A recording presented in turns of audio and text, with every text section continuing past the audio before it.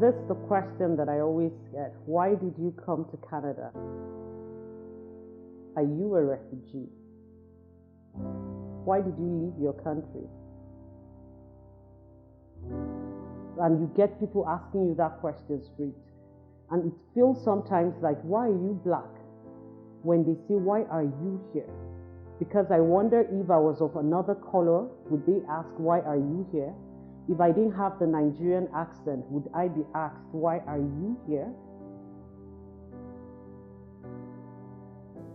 My name is Mais Maigari. I've been in Canada for the last 6 years, getting to the 7th year this year. I work with ATB as an automation analyst. I was born in a state called Katsina State, it's the northern part of Nigeria, but I lived my whole life in Jos, and that's where I come from, and that's Plateau State. I went to school in Bauchi, ATB University, where I studied computer science. Back in Nigeria, my first job was with a software company as an automation analyst. In Nigeria, basically life is free. I call it free because it's a freestyle. It's a lifestyle where I don't have to call a friend before I go to pay a visit. I could actually just stop by, I'm just in the neighborhood, and I stop by and we could just have drinks. I don't have to plan play dates for my kids. I could just give a friend a call and say, I want to drop my kids over, I want to quickly get something done.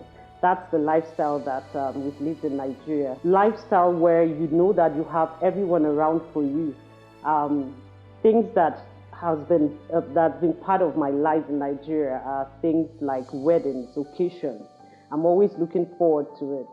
I was recently telling my colleagues my wedding was a coverage of 1,500 people, and they were like, how did that happen? I'm like, that's fun. That's the fun of it. Do I know 1,500 people that were at my wedding? No, I probably just knew half or maybe less. But Nigerian culture allows you to have so many people around, and a friend will tell a friend, siblings will tell their friends, and the families and parents will tell their friends. And it's this unity that brings us together and makes us enjoy occasions like weddings.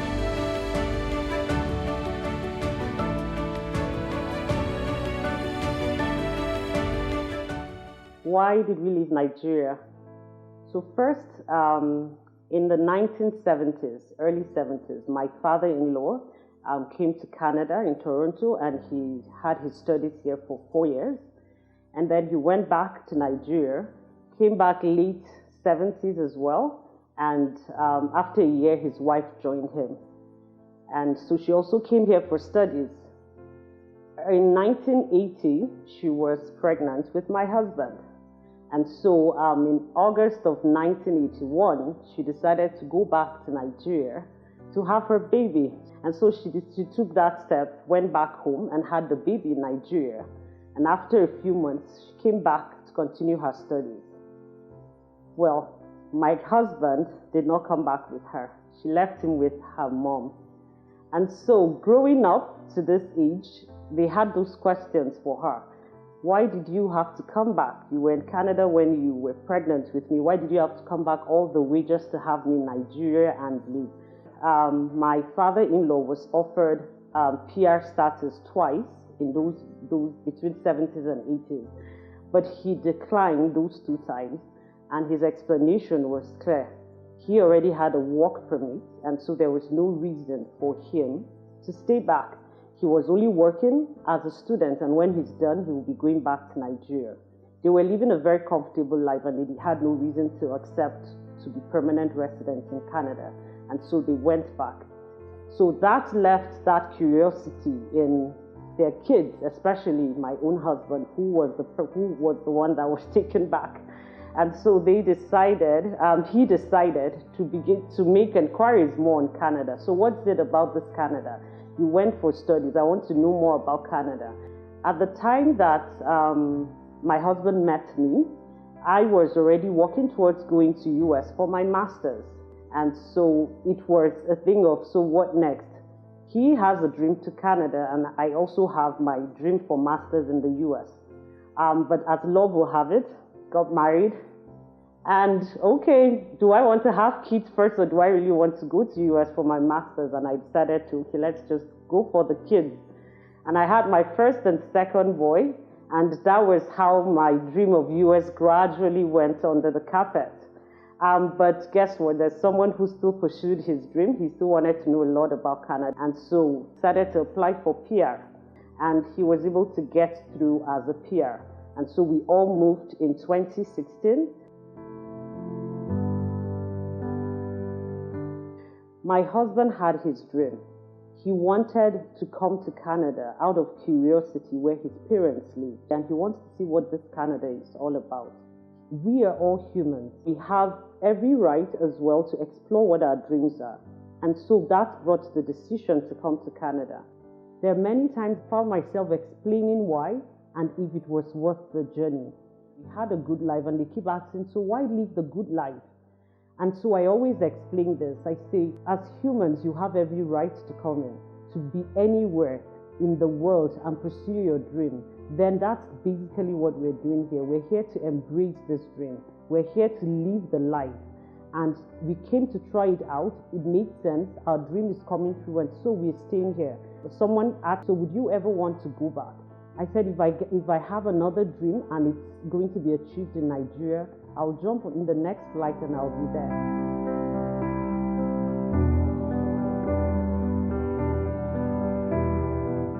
People ask me the question straight, why did you come here? And thinking of it with a positive notion, I give my responses. But I tell you that it sometimes comes straight as, why are you black? Versus asking, why did you move to Canada?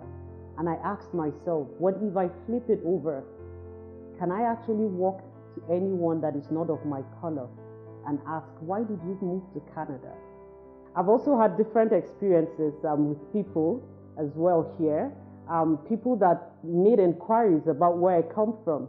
And I had this colleague who is now planning to go to Nigeria just because he has worked with me, he has worked with another Nigerian, and he feels there's something he wants to go back for. And we're working towards that. And so those are the kind of people that I've met, and they make it so worthwhile to be here in Canada. I've had experiences as well with work. I love the culture here where your worth is really valued, and I realized I could actually pursue my dream. For example, with ATB, I started as a personal banker in the branch, and then I moved to personal banking specialist 2, where I did mortgages, and then back to automation. This is a journey for me that I appreciate well, and having that opportunity here in Canada, because automation has been my thing. And so coming to have myself settled back to my field gives me that fulfillment, and I believe that, yes, I can call Canada a home again. Who is an ally? An ally is someone who believes in you and would be there to support you. When I moved to Canada, with my background in IT, in automation, the system made me believe that I could not just jump and apply for an automation analyst role. That made me not believe in myself. I had to first go and start as a customer service representative, and that was the beginning of my journey. Moving into ATB, while I was working in the branch, Black Team Member Network brought up this mentorship program where there were mentors and mentees that were being matched. And I showed my interest and said, I want to go back to my IT. I want to go back to the automation world. And I was matched with Dylan Roth, who is still in ATB. And he was my mentor for about a year. Within that time, I told him my story of what I was in Nigeria and the story of what I have been in the customer service relationship world here in Canada. After our mentorship, he made me understood where my path should be. I told him I wanted to be more into the product ownership role because I felt that is probably where my customer relationship role would fit in. But after listening to my story and after several conversations, he believed that I could still pursue my dream. He believed that I could still work into the automation world. And so he took his time and got me involved with having conversations with people that were in these different roles so that I would really understand what ATB's automation was about. Right after that, I had a 1 hour conversation with someone in the automation team, and I saw what they did and I picked interest, and I told him, you're right, I think I can do this. And I started going out of my shell from believing what the system told me I wasn't a good fit to believing that there was hope and I could actually still pursue the dream that I wanted. And fast forwarding to the time that the role was posted, I was in the branch, and Dylan reached out to me personally the day he saw the role, and he said, Mais, I believe you can go for this. And I asked him again, this is automation analyst, it's here again, are you sure I can do this? He said, yes, you can. And I gave it a shot. I applied for the role, had interviews, and the person that interviewed me reached out to my manager and said, I'm interested in this person, to give this person this role, what do you think? And after conversation, today I'm in the automation team. And I want to say a shout out right now to Dylan Roth. Thank you for believing in me. What does inclusion mean for me? Inclusion reminds me of the time in 2021, December, when we were asked to bring up ideas on how to celebrate Christmas as a branch.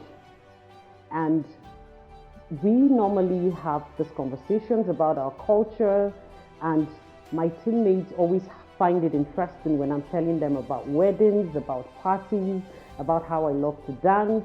And so it got to this point where they brought up this idea. How about you teach us one of your dance, and then we present it for Christmas? And that was how we all learned how to dance the Jerusalem dance. It took us a while, but we all got it.